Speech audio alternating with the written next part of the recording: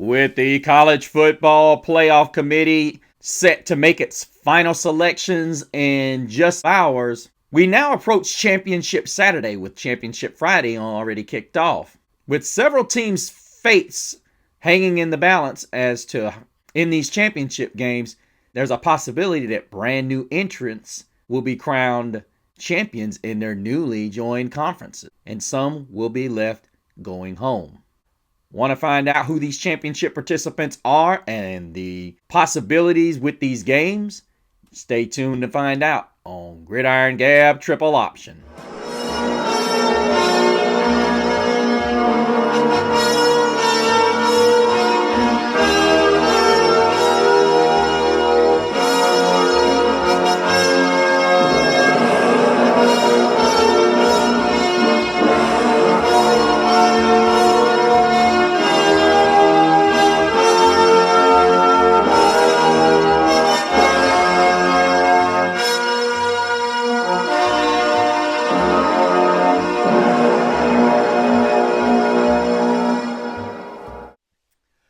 Welcome back, Gabbers. Thank you so much for joining with us on Championship Weekend. I am Mr. CeeLo, and thank you so much for joining us again. And I just got to give a gab out to my man Brad once again, doing his thing as always. I'm going to get to your comments in just a minute, Brad. It won't be on this show, but it'll be on the follow-up show that I will do Sunday morning as we get ready to, as we hear about what the answer to the main question is, who will be the top 12 teams, who will be the 12 teams going into the college football playoff. But I want to get, before we go into the playoff games, I want to get a few things out the way, as I think Brad did make the comment about Alabama shouldn't be in it. And listen, if you guys, and I'm going to say it like this, anybody watching the show that believes Alabama should be in, please justify. Because the reality of it is, you're saying, oh, Alabama's this and that against ranked teams. Listen, we don't go by what the ranked teams finish with. Okay, because what everybody always says, it works itself out. We're not talking about, because we're not going to talk about who was ranked as of right now. Because if it mattered that much, it would have mattered 8-9 weeks ago when they were doing these rankings. Okay, we're sitting here talking about because Army's not ranked, and they got one loss, y'all. You know, Army was undefeated when Notre Dame beat them. Or let's look at a situation where when Miami played Louisville, they were undefeated. They were undefeated, they had one loss, and they were ranked right there in the middle of the pack. Just like SEC wants to sit there and say, well, Kentucky was tough. We didn't have any trouble with them. Smacked them around. And I don't like the disrespect that they're getting not being ranked because they got 4 losses. It takes a lot to beat Louisville. I don't care what any of you say. Ask Kentucky. All you SEC fanboys sitting here talking about, oh yeah, Kentucky tough. Louisville had no trouble dispatching of them. And that's a 4-loss ACC team. Then you get Georgia coming into Athens. Sorry, Brad. It took you 8 overtimes. So I don't want to hear this whole thing about what the ranking is or how good your record is against top 25. Let's use Alabama. Okay, you 3-1 against the top 25, current top 25.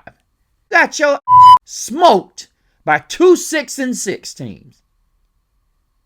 One of them was close and the other one was just an absolute embarrassment.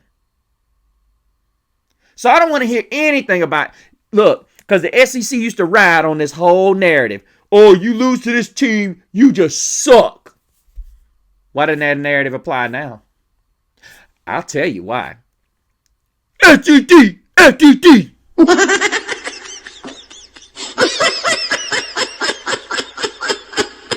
None of y'all, other than my buddy Brad, many of you that are SEC fanboys don't watch enough other ball. Throw a statistic out there for you. Texas A&M's done pretty good since they joined the SEC. Missouri done pretty well.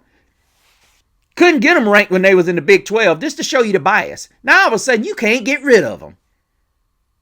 They like a daggum tick. They just latch on to the top 25 and they ain't beat nobody. Nobody. What? It's official. You suck. And the reality of this is, if Texas wins this thing Saturday,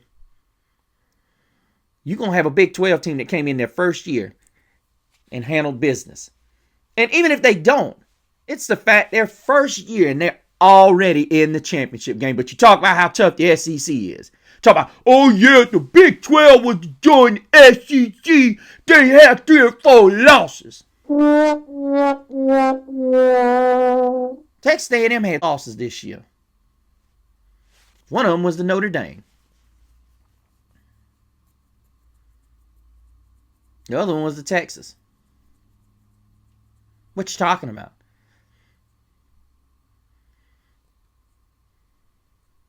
Just saying. I'm sorry. Had 3 losses. One of them was Notre Dame. One was Texas. And had Texas A&M had not lost one of the previous matchups, guess what? That Texas A&M game would have had no significance, because guess what? It would have been Texas and Texas A&M for the SEC title. Not a single SEC-born team or original would have been in the title game. So all this, the SEC is tough. No, not when a defector or someone that can defect from another conference can come in and take over. And on a side note, most of you know that I'm a Notre Dame fan. And you got the nerve to say if Notre Dame joined that conference, they wouldn't dominate? Psh, okay. Be foolish if you want to. Okay. Just so you know, Georgia and Alabama are the only teams that Notre Dame has had problems with in the conference. Just so you know, a little bit of history. Damn, I'm good. Let us get started on these, but I just gotta say I'm sick of Alabama should not be in the playoff. Brad and I agree on this, and if any of you agree on that, please say so in the comments. And if you don't agree, come on, bring it. Because the truth of the matter is, I'm here because of this. This was the one reason I started this channel, is for this stupid committee to sit there and say their body of work. When you got 2 6-6 teams as defeats, and you got one where you scored 3 points, and I'm going to put Miami up against this. Everybody's saying, oh, well, Miami can't stop nobody. Hell, it looks like some games Alabama can't stop nobody and they can't score. You don't have to answer that question. I'll answer the question. You can't handle the truth. When did we get to the point we're picking out one good Saturday to compare against your best Saturday? When did we start doing that? Why don't you explain it to me? This ain't any given Saturday. This is body of work. I don't care if Miami slipped by. But it's like I was telling a guy the other day, Miami has one of the most prolific offenses next to Oregon and SMU. You fucking idiot. I'm telling you right now, you put Miami in that 11 spot, they'll beat somebody. I'm a Notre Dame fan. I'm glad they didn't put them in it. Hell, I'd rather see Alabama than I'd rather see Miami. And I know a lot of people say, no, you don't. You don't believe that. You'll run right over them. I'm going to run right over Alabama. Ask Oklahoma. I'm going to run right over them. And please don't tell me that this is a shootout is what Alabama wants. No, they don't. They don't want no shootout. Milroe throws that ball up like he's been doing. Not going to happen. You better ask Maiava over at USC what happens when you just start chunking that thing up. Oh, yeah. You might get me the first couple plays. But eventually, pick six. And I don't want to hear anything about Alabama's better than USC, because USC didn't get trounced 24-3 by a 6-6 team. You weak, pathetic. That's right. Stop the cap. The Notre Dame Fighting Irish were the first team to beat them by double digits this year. Not like Alabama got with the Oklahoma Sooners. As far as Ole Miss goes, no. You neither. Yeah, you blew out South Carolina. Okay. Whoop-de-doo. You blew out Georgia at home. Who cares? You got 2 embarrassing losses. I don't even want to talk about it. 2 embarrassing losses. Yeah, that's right. For one. So, you lost to Kentucky. That's why y'all can say, Kentucky tough. Ask Louisville. They should be in the top 25 because they did what you or Georgia couldn't do, and that's blow them out. Let's talk about South Carolina. South Carolina, you got blowed out by Ole Miss in your building. Nothing needs to be said. Nothing left to be said. I'm just using the SEC's former logic against them because that's what you guys always say. They got beat by so-and-so. Well, they got beat by so-and-so. Well, tough. You don't get to make up games just because you show up one weekend. What about Oklahoma? Hell, let's look at Kansas. Y'all don't do it right. Kansas did it right. 3 straight ranked opponents back to back to back. Why can't y'all do it like that? Just saying. Ole Miss is overrated. Alabama's overrated, as well as South Carolina. South Carolina's hot. I'll give them that. They ain't doing nothing no different than Boise State's doing. Boise State played Oregon all the way down to the wire. They lost by 3 points and they had a chance to possibly win that game. Oh, yeah. Go back and look at it. But with that, I will go into... by the way, I'm rooting for Ashton Johnson tonight. I'm doing this show late, but we're hoping... UNLV plays Boise for that championship. Hopefully, Boise can pull out the win because we already know UNLV more than likely won't get the bid. It'll be somebody else getting that bid, as well as Tulane versus Army. Tulane had a huge rude awakening with Memphis last week, which is a running football team. Army is a formidable running team, very good. Their quarterback is very good at keeping the football. He had 39 carries in the Notre Dame game for 139 yards. I honestly believe that Army's going to pull the win. I know Tulane likes to throw it all over the yard, and maybe they overlooked Memphis last week, but I don't see how this is the team that's consistently been the top team in the conference. But I ultimately believe Army's going to win this game, and with Boise winning, and more than likely the Big 12 champ getting in there in that last spot, that's who all is going to be going to round out the 12 team spots. But let's look at the top, and let's talk about the kickoff of Saturday, which is Iowa State versus Arizona State. Now, arguably, everybody's talking about South Carolina, and even I misspoke a moment ago. Arizona's the hottest team in college football. They have quietly went 10-2. Iowa State, as we knew, they went 7-0 to start the season and was beaten twice in a row. But here's the reality. When we start talking about and looking at Arizona State versus Iowa State, to me what sticks out is their passing game and their running game. They're very balanced. This is a very balanced attack that they have. Now, as far as Iowa State goes, to me, they didn't show me a lot. They had their moments. But the problem is that they could not finish games at times, and they got behind in games. To me, this is a simple case that Arizona State is going to have such a balanced attack. I think they go ahead quick, and they're able to pull out the win and cement their spots in the college football playoff and taking their first Big 12 championship in their first year. And by the way, guys, this is a defector. This is an import. This is an imported team from the Pac-12. What kind of irony would it be if the two Pac-12 teams won their respective conferences in their first year? And you'll know who the other team is. More than likely, I'm not even going to get into it. Probably the matchup of the day that everybody's looking forward to is going to be Georgia versus Texas, the rematch, in Mercedes-Benz Stadium. Me personally, something did not click with Quinn Ewers. I'm not sold on him. I think ultimately that the Texas tried to show that they got their running game together. I'm ultimately a fan that believes that Georgia is not going to allow Texas to run the ball. They're going to put it in Quinn Ewers' hands unless Texas can come up with some really different run blocking schemes and some different motions. I don't see them being able to do any better than they did previously. I mean, outside of that interception that gave them momentum in that game in Austin, ultimately what I feel is going to happen is that Georgia is going to dominate this football game defensively. They get frustrated, and they're not going to pull Quinn Ewers.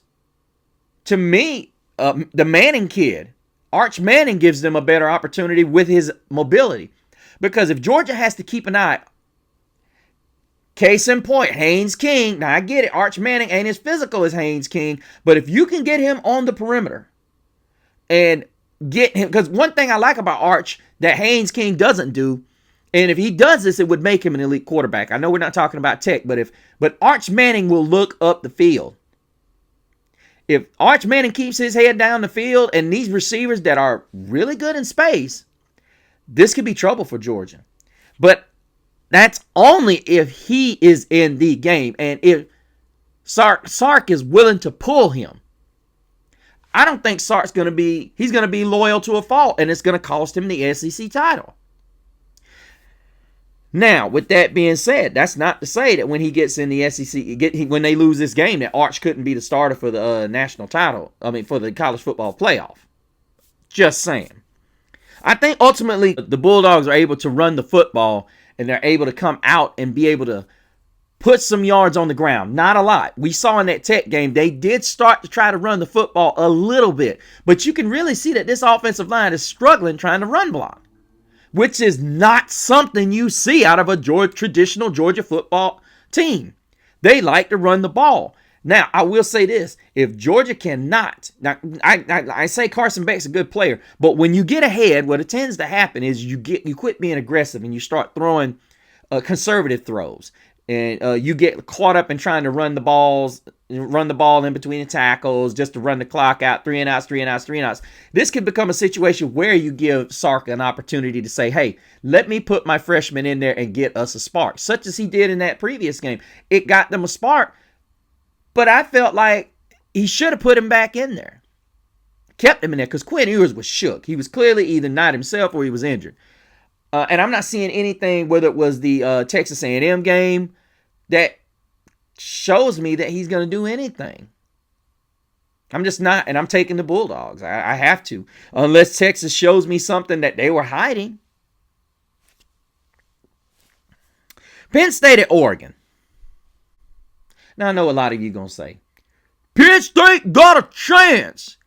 No, they don't. Penn State got every break that they could. And Penn State fans are going to be pissed off because they're going to think, oh, you joined favoritism. No, I know what I saw when I saw Penn State and Ohio State go head-to-head in Beaver Stadium. You got a pick six, and that was the only touchdown you scored. Your offense is trash. You think you're going to do... Look, Drew Aller is not that guy. And I'm going to go back to a show that we did a while back. The only way Penn State will ever be competitive, you better go to that portal. I don't care if Aller stays this year. You better go to that portal. Aller ain't it. And you need to get you one more wideout. Because I tell you, your defense, you might hold up for about 2 quarters against that Oregon defense, offense. But I think ultimately what's going to happen, they're going to wear you down like they do everybody. And you're going to start seeing plays spring loose like a broken faucet. And that has nothing to do with your defense being bad. But the other thing is, you're not playing in Beaver Stadium. You're going to be playing on a neutral site. And you're lucky it's not the Autzen Zoo. You ain't Ohio State. And I can tell you right now, this might get ugly. But I'm taking Oregon to be, in their first year, as an import, they're going to take the Big Ten and stay at number 1. Then we move to Clemson and SMU, the game that many people were talking about. SMU needs to just lay down for. And I'm going to tell you why they shouldn't do it. Now, they got low and lost, and arguably one of the best offenses in the country. Because of the SEC bias, people. I would love to see Alabama get thrown out of this, but they're not ranked high enough. Especially if Clemson comes out and, listen, Dabo Swinney has shown he's one of the top coaches of the last decade, previous decade. I don't see him having the firepower to beat SMU. Defense has come a long way. I will admit, Clemson's defense has come a long way, but not enough to slow down Jennings and those boys. And he's gaining more and more and more confidence. And you could argue they're one of the hottest teams in college football right now. They put up points like a cash register. Clemson don't put up points like that unless you bad.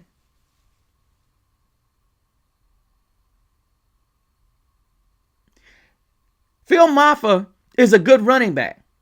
But here's the true blue reality about it all. He ain't faced a defense like SMU. Their defense has gotten better over the season. What you going to do with that? Maffa's going to have to go for 200, and I don't see him doing it against this SMU defense. And then, can Clemson's defensive front get to Jennings? And people have had their opportunities, but then Jennings is such a good athlete, too. He'll get away from you. What then? What now? I mean, my belief is that if SMU loses this game, which I doubt they will concede because ultimately there's a lot on the line for this team. They have a lot. They have a lot on the line here. They're trying to get out of a 4-decade death penalty. What better way to do it than to not only win a conference championship and go to the college football playoff? They got too much to lose in a sense because guess what? They could go from being the darlings of this whole thing to out. And I don't put anything past this playoff committee. And as Brad says, Pony Express. And the reality of it is, you don't want to fool with that. If you're the SMU Mustangs, you won't leave anything to doubt. Because I can tell you right now, they would like nothing more than to push you out, SMU. And put in another Southeastern Conference team. That is no joke. Even if you lose by a field goal, the same rules don't apply to everybody outside of the Southeastern Conference. The rules do not apply. Call me a SEC hater because guess what? The reality of it is good football's played in every conference, not just the daggum Southeastern Conference. You can't sit here and tell me, because you got beat by two 6-loss SEC teams that make your conference better. No, that actually makes your top end guys look pretty bad. I mean, because my whole stake was when Kansas beat Deion and company. It wasn't that Kansas was that good. It was just that, which I've said on this show many times, Kansas was a team that underachieved. But they finally got it together. I don't care how much they got it together. You can't lose to a team that's got 6 losses. Can't do it. I don't care about that any given Saturday. It only applies when it's the SEC or who you like. I'm looking at the fact that a team was consistently good all year. You're going to get a team's best. When you are ranked, if you got that numerical number next to you, you better come and play. I don't care what any of y'all say. Y'all can sit here and call it what you will. But when you got that number next to your name, you're going to get somebody's best. That's when your best shows up. And you have to be consistent. You can't show up for Georgia and then turn around and the bed against Oklahoma and Vanderbilt. Alabama's not even in the top 15 in my eyes. Sorry, Kalen. I like you, but no. Ole Miss ain't even in the top 15. Sorry, I can't sit here and say, if they play good right here. I don't care what your potential can be. You need to be consistent. Same thing with South Carolina. You might have started slow, but hey, still got them 3 losses lingering over you. If Arizona State don't get the benefit of that, neither you. Neither do you.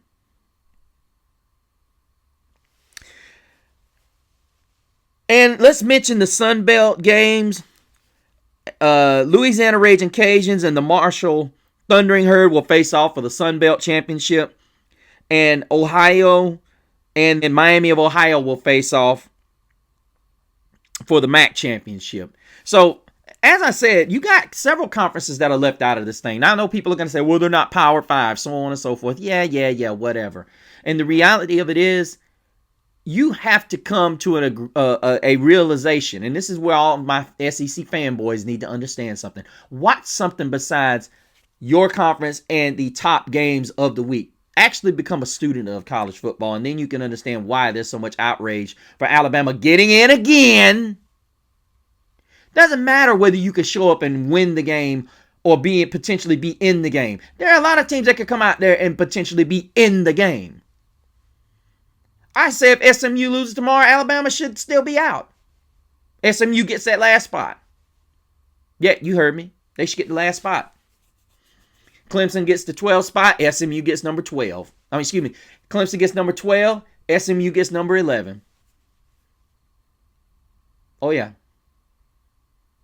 And ultimately, let's go down a couple of these scenarios. We're going to go through them when I find out what I'll be with you guys. I'll try to have my show up early, but a show up before and after the college football selection committee muffs this up, and they will. They'll find a certain way to get somebody like a Alabama or a South Carolina in there, or Ole Miss sitting there saying that these teams didn't play, but they'll still find a way to stick them in there because of all the controversy. These people don't give a dang. All they care about is money, and they only care about getting it to one group. If, let's say, Penn State beats Oregon, I don't see that happening, but if Penn State were to beat Oregon, more than likely, depending on how they lose, Oregon and Penn State would swap spots. I don't think Penn State goes to number one, but it's a huge possibility, being that nobody beat Oregon this year. It's a possibility that Penn State does jump all the way up to the number one spot. It's possible, depending upon the results of the Texas-Georgia game. You could very well have those teams jump, and depending upon if Georgia was to wipe the floor with Texas, it very well could be a situation Georgia goes back to number one, or Texas goes back to number one if they were either the blowout. I think it would need to be an SEC blowout for either one of those two to jump to number one, because if Penn State was to win, you would get this whole group of people that would say Penn State's number one because they beat Oregon. Now, I will say this. That's what I say. The committee would probably stick the SEC at number one. They wouldn't think, well, nobody's beaten Oregon this year until now. And it would never come to them, do you think we should make them number one? I don't think so. Yeah, but it's not funny, Ed. Hey, shut up! I'm waiting for it. I'm actually looking forward to it. But right now, Boise, UNLV, and Army and Tulane are playing right now. So as I get prepared to chop this thing up and get it ready for you guys, I hope you guys enjoy the games. If any of you guys have access to deer sausage, please hook me up. I've been waiting on guys to get me a deer and get me some deer sausage for a minute. Nobody seems to want to get one. I get all this, yes, I'm going to do it. Yes, I'm going to do it. Your boy loves deer sausage. If you got some for your boy, inbox me or put them down in the comments. Brad, I know you might have access to deer sausage, brother. Let me know what you got. Any of you other guys out there do. Also, make sure you comment down below and make it a good comment. That's something we can banter about like Brad does. Also, go to the Instagram, my Instagram at Mr. CeeLo, and find out what things I'm involved in. Or if you just want to contact me personally and talk about something. Also, go to the Facebook page at Gridiron Gab Triple Option. Let me know what you think. I will have a poll up on after the college football selection committee makes their decision. But until the next time, same Gab channel, same Gab platform.